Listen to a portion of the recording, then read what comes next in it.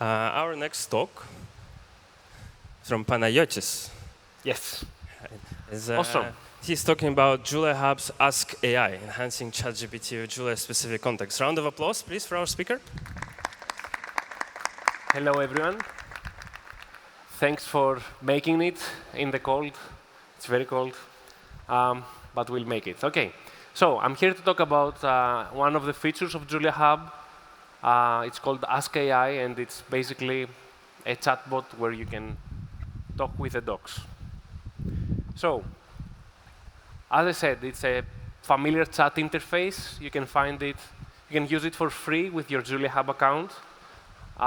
Small advertorial, there is a competition going on in our booth, so make sure to visit that.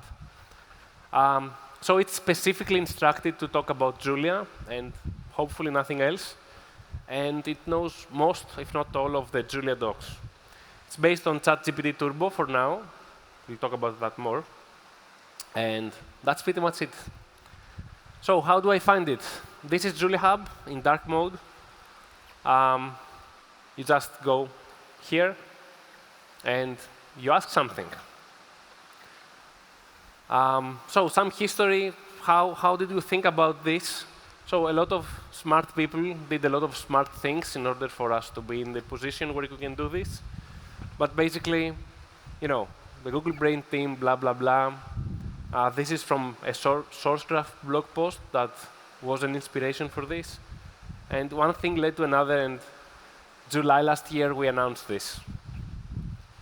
So it wasn't called RAG at the moment, which I think makes this call a non-RAG brag, because RAG brag is a thing nowadays. So basically, this tweet and this blog post from Supabase were inspirations, and we in JuliaHub are in a position where we rehost most of the docs for the Julia packages, and also have a lot more knowledge around what works and what doesn't in Julia. So we were in a very nice position to do this. So what goes in? First thing, about any project that looks like that, the expectation is that you're going to do something super smart, right? Touch an AI model and do super smart stuff. The reality is that it's a data project, right? Everything around RAG is mostly 90% cleaning the data and getting the data organized in a way that your system can use it. So it may retroactively seem a bit disappointing, but that's the reality. That's our reality. It's mostly about data and knowledge. So what goes in? Stack Overflow questions, all of the Julia documentation that JuliaHub rehosts, that is all of the general registry, some private registries around Julia Sim and stuff. Of course, if you opt in, you are not here. If you opt out, I'm sorry, you're not here. And some manual collected Q&A that looks like something like that. It's really an Excel file that just gets pushed.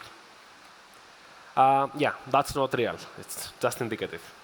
So how do we do that chunk? We get a 2 GB chunk of docs. How do we do it? We paragraphize the docs. This is standard in RAG. That basically means that you have the Julia docs, and you split it by something like a paragraph. Here it's very important to keep the code that makes sense with the text that makes sense. So you put something that makes sense to ChatGPT. Then we create embeddings for that. Not the best one, but pretty good.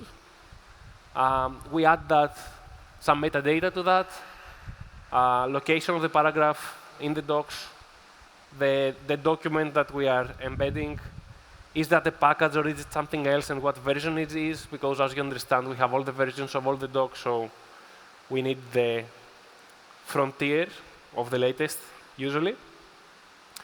If you have there is some similar code in multi-documenter that does something similar to that paragraphization. And we save all of that to a Pinecone database, right? Simple stuff. And then it's standard drag, right? The user submits a question, like I hope you already have. And we search that thing. I call it the knowledge pack because I like the name. And we smartly inject like the top X related results from the search into the Pinecone. And ChatGPT does the rest. So does it work? We think so. We hope so. We have gotten over 18,000 questions, which is basically 50 per day. Of course, not very homogeneously distributed, but here it is. There is also a small button that you can click and tell it, like, is it good feedback or is it bad? It seems that I'm the only one who have clicked that. So if you can, click that next time. And yeah, like what are the next steps? That's it, right? The feature. So the next steps is, the first step is to collaborate with the community more. We basically want to organize the data better, to standardize what a knowledge pack is as a format, so we can share this with the community. There is no reason for everyone who wants to do something similar to scrape the same docs and get the same embeddings. OpenAI has enough funding, I think. And on top of that, we have our private ones. So we like the JuliaHub offering will always have some extra sauce. So we're going to integrate prompting tools. Big shout out to Jan. Mainly to experiment with other providers apart from OpenAI, and also calibrate the strategies, which is something that we haven't already investigated. Now, big shout out to Avik, Venkatesh, and Morten for both this feature and infrastructure for this feature. Basically, as I said, 90% of this is collecting and organizing the data, and that's mostly Venkatesh and Morten. And of course, to the community and JuliaHub for pretty much the rest. And that's it.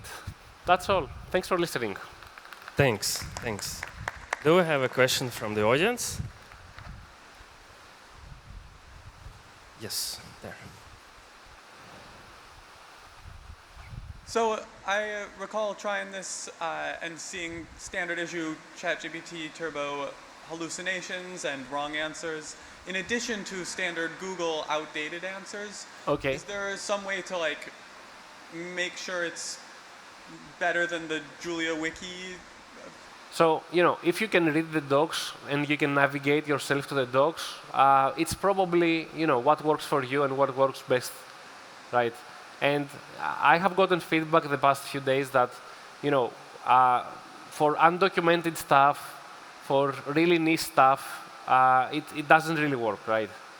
It cannot fix your code at this point. It's not Copilot. And it is based on ChatGPT, so while the main thing we evaluated this with to actually provide it to the community was that it was reducing hallucinations versus ChatGPT 3.5. For example, stuff with request.jl that are deprecated over http.jl, and it was more up to date. You cannot, nullify the hallucinations completely because the engine we use currently hallucinates.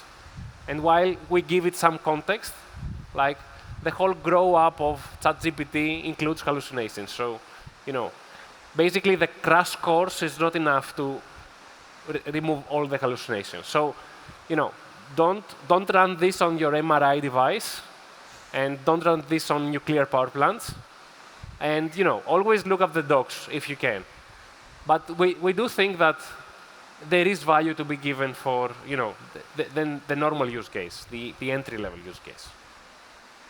Okay, in the interest of time, we have to move with our next speaker. But if you have more questions, please catch up with our speaker after the talk. Okay, thank you so much.